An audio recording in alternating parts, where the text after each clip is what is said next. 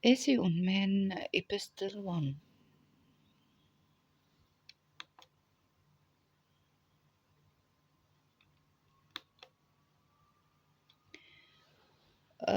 The poem is divided into four numbered sections that Alexander Pope calls epistles or letters.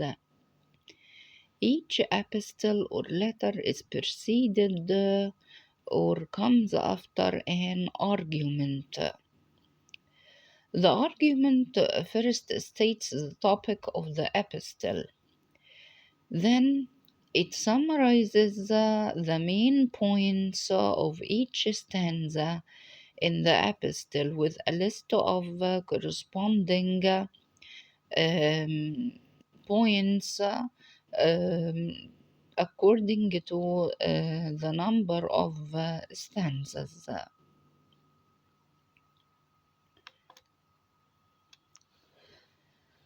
The topic of Epistle 1 is of the nature and the state of man with respect to the universe.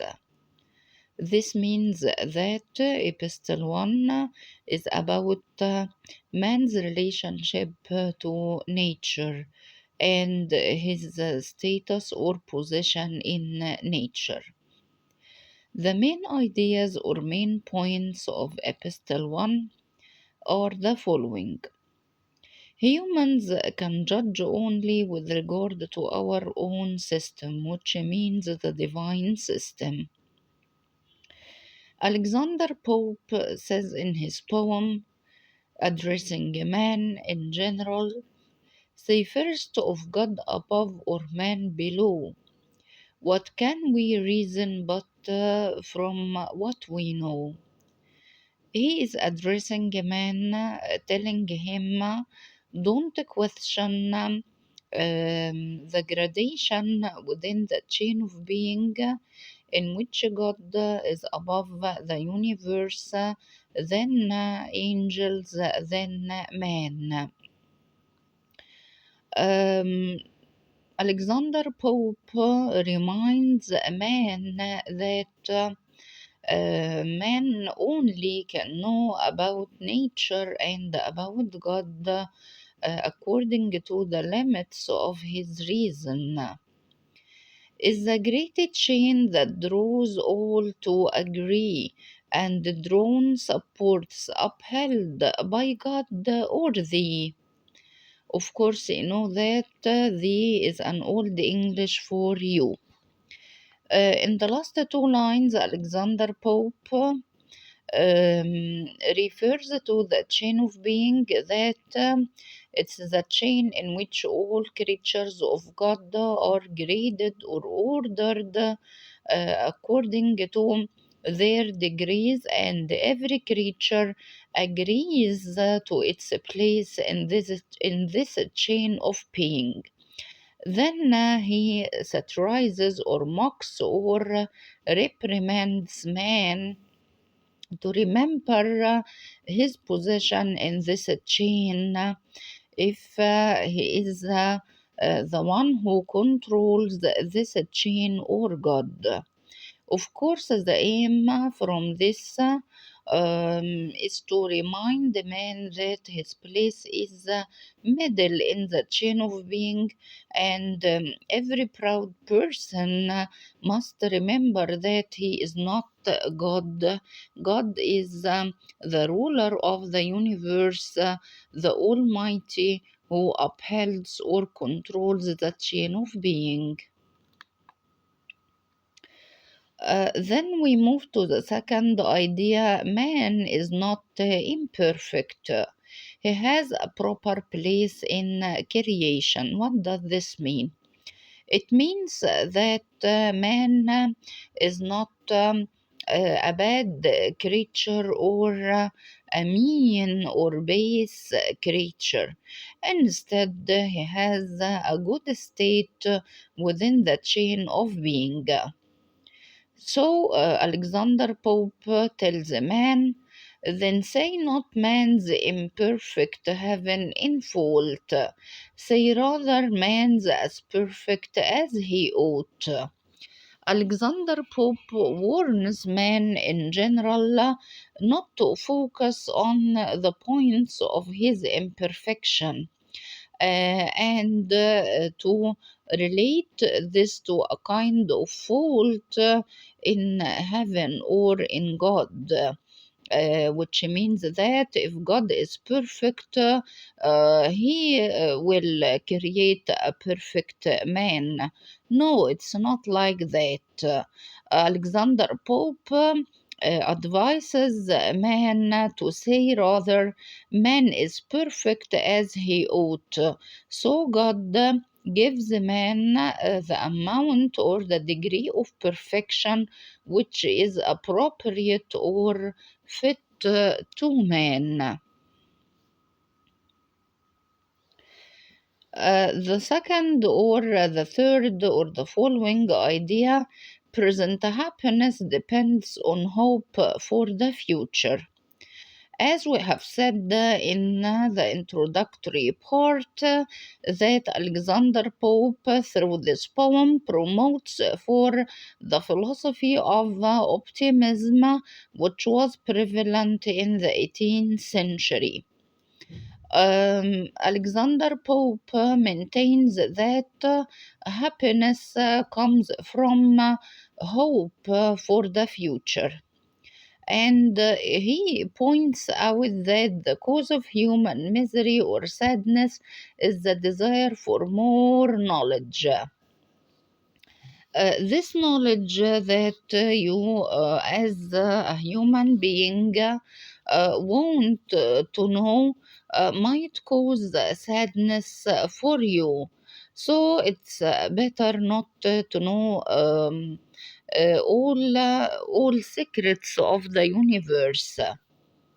It's absurd to seek perfection. Absurd means meaningless. It's no need to be a perfect creature because there is no perfection save only in God. It's unreasonable to complain against providence or God. Here, Alexander Pope denounces or dismisses or rejects the complaints of people who complains their fortune against God because he has created them imperfect. The following idea, the visible world shows a universal order. What you see around you is a universal order, a cosmetic order in which creatures are inferior to humans, and reason is the highest human power. Again, according to the chain of being, the only link which is above or superior to mankind is the link of angels. Then, for the creatures on earth, man is the highest link, followed by animals, followed by plants, and finally matters. Man is the superior to those creatures. We know this by human reason. Human reason is a human power. All creatures are connected in the chain of being, and the connections can't be destroyed. As we have said before, if any creature in the chain of being attempts to change its place by going to the upper link or the lower link, a universal chaos will result. It's a madness to want to disrupt creation. This creature who wants to cause universal disorder or universal chaos is, of course, mad. Humans must submit absolutely to God because God all knows all what we don't know.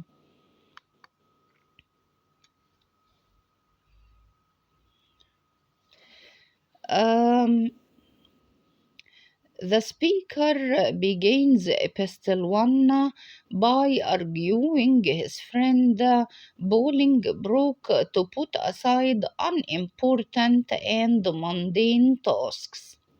By mundane tasks, he means worldly or secular or ordinary missions or tasks, and instead embark or starts on a journey with him.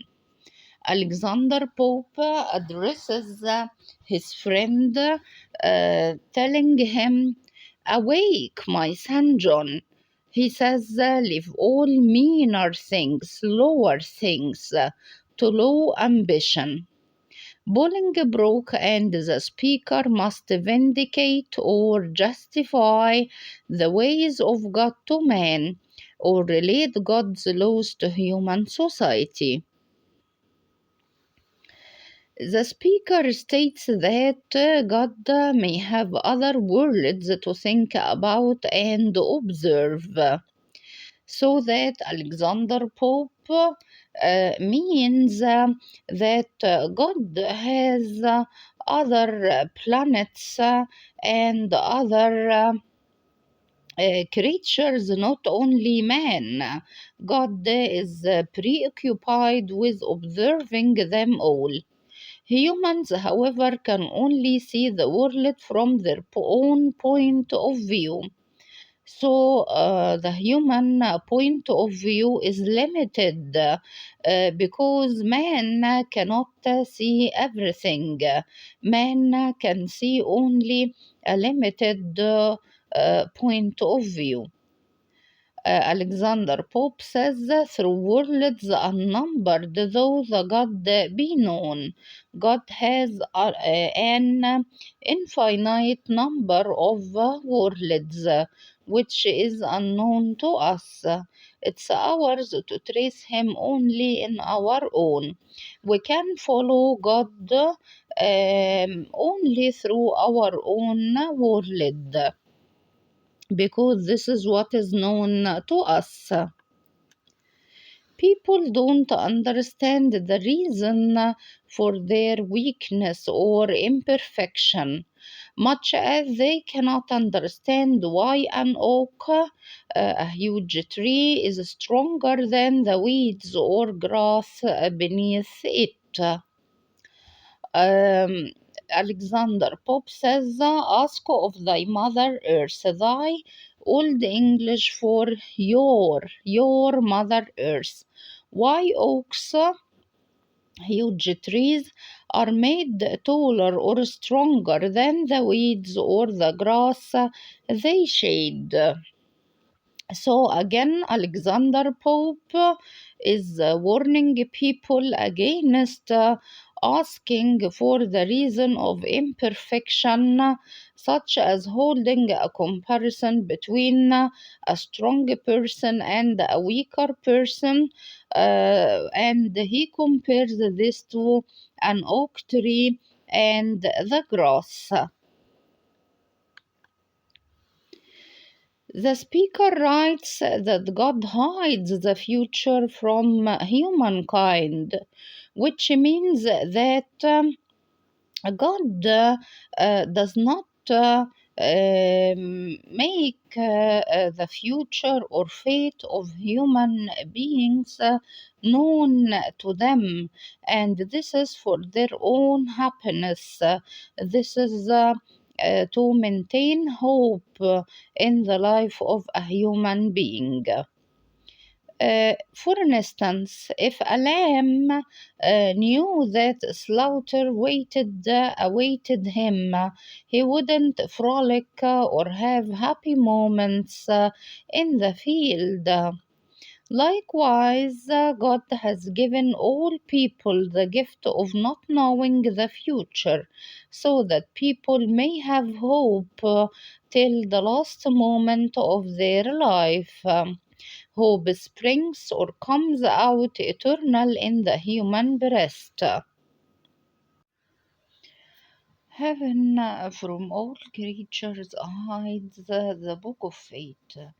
It means that God keeps for himself the knowledge of the future of all creatures. Why? All but the page prescribed their present state. It means that God reveals only the page or the current status in which a human being or a living creature is living now. What is the divine wisdom behind this? If the future of someone is not promising, this person will feel despair and will not enjoy his life or has hope till the last moment of his life. Alexander Pope provides an example of a lamb. The lamb thy right dooms to bleed today. The man owning a lamb, for instance, decides to slaughter the lamb today. Had he the reason, would he skip and play? Here Alexander Pope is asking, had he means if he, thy reason, your reason. If the lamb has the human wisdom or the human reason and knows that it will be slaughtered today, will this lamb skip or jumps and play happily in the field? Pleased to the last, which means happy to the last moment of its life. He crops the flowery food, which means he or it's fed on the crops of the field and licks the hands just raised to shed his blood, which means that the lamb plays and touches the hand of its owner who is going to slaughter it and shed its blood. Oh, blindness to the future, kindly given.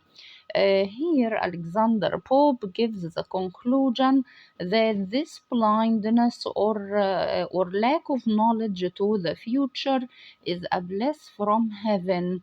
It's a kindness from God because sometimes the future is not promising and it will be something not good to know about the future.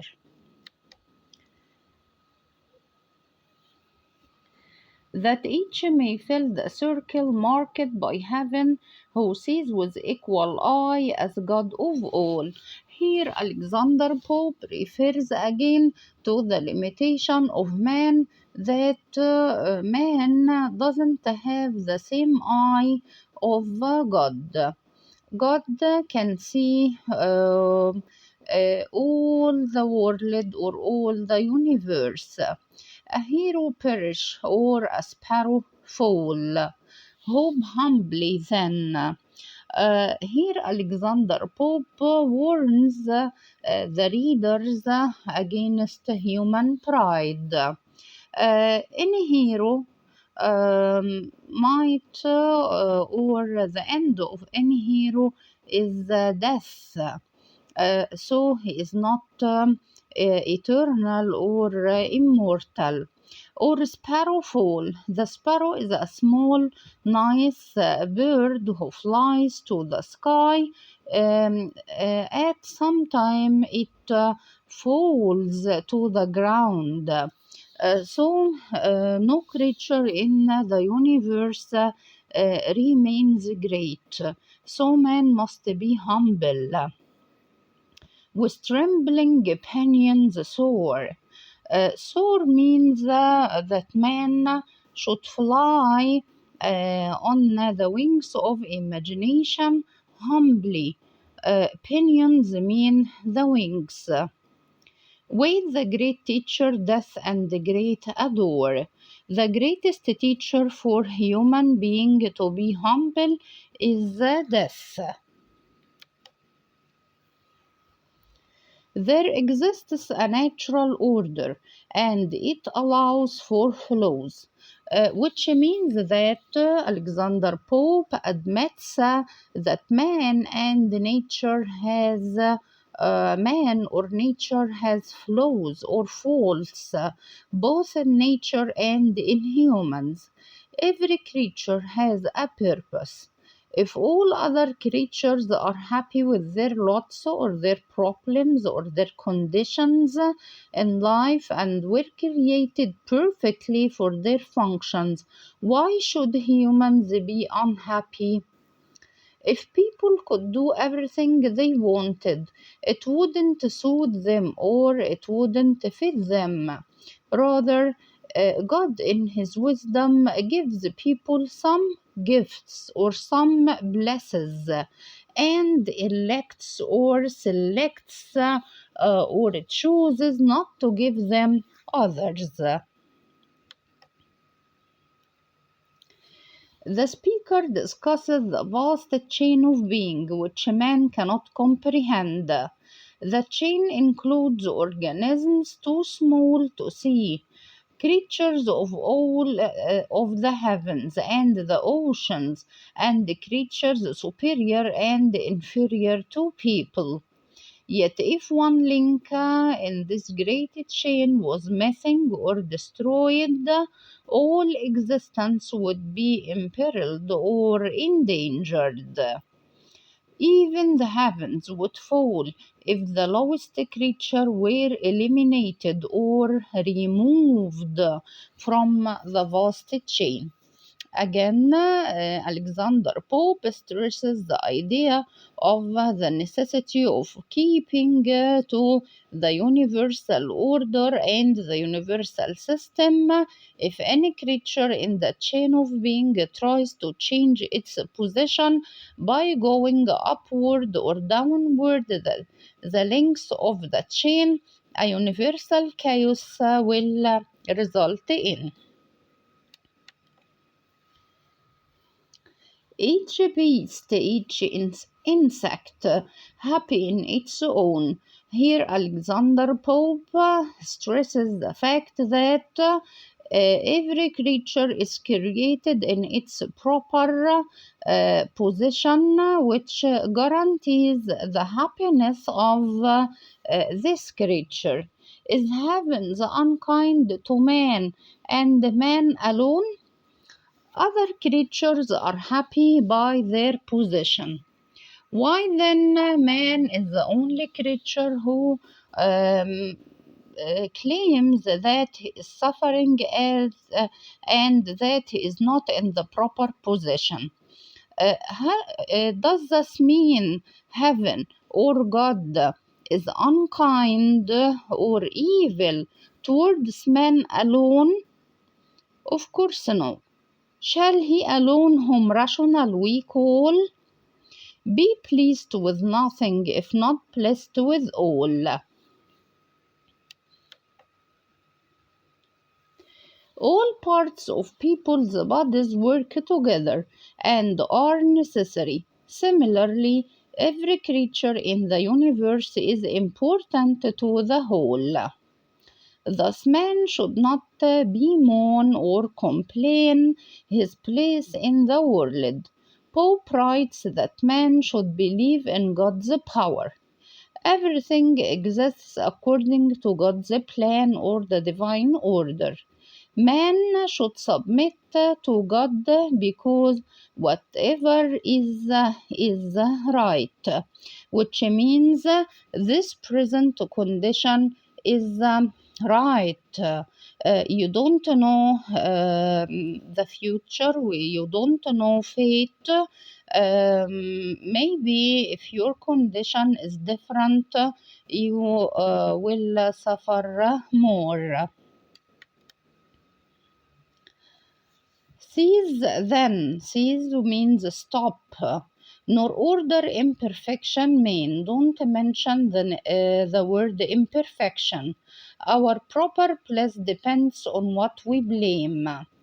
Know thy own point or your own point, this kind, this due degree.